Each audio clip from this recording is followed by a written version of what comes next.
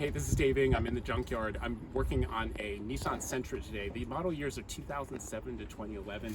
We're going to be removing the trunk latch. Let me go grab my drill. You're going to need a 10mm socket to remove the trunk latch. You can see I removed these clips already. There's a fabric trunk liner, and so there's these plastic clips that hold that in.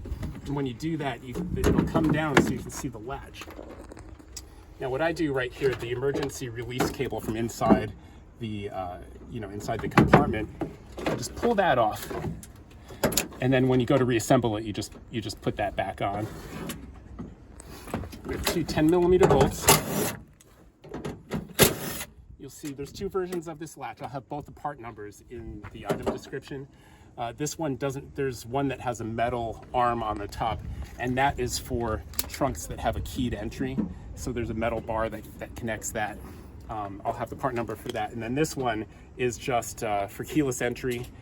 It's just opened by the actuator that's, I believe, down under this plastic. And yeah, that's it. Hope that helps. So I'm back in the office, and I wanted to show you the other version of the Nissan Sentra latch. This is the version that we were working on in the junkyard, and then the other version has this metal bar on the top, and the top of that connects to the to the lock cylinder, through the trunk. So I hope that helps. See you next time.